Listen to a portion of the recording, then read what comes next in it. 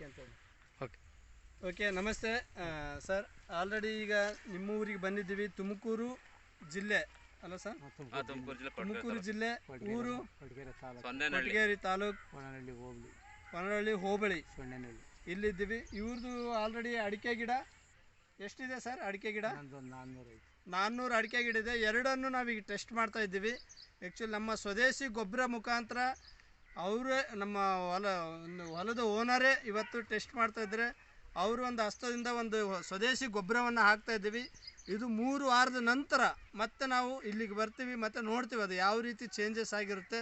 ಖಂಡಿತವಾಗ್ಲೂ ಸರ್ ಒಂದು ನೀವು ಪ್ರಾರ್ಥನೆ ಮಾಡಿ ಒಂದು ನಿಮ್ಮ ಒಂದು ಗಿಡಕ್ಕೆ ಒಂದು ಗೊಬ್ಬರ 2 ಗಿಡಕ್ಕೆ ಟೆಸ್ಟ್ ಮಾಡ್ತಾ ಅಂತ ಹೇಳಿದ್ರೆ 2 ಗಿಡಕ್ಕೆ ಹಾಕಿ, ಆನಂತರ 21 ದಿನ ನಂತರ ಅಂದರೆ 3 ವಾರದ ನಂತರ ಮತ್ತೆ ಇದು ಯಾವ ರೀತಿ ಚೇಂಜಸ್ ಆಗುತ್ತೆ ಮತ್ತೆ ನಾವು ನೋಡೋಣ.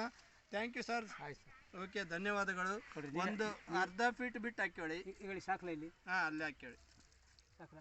ಹಾಂ, ಸೂಪರ್.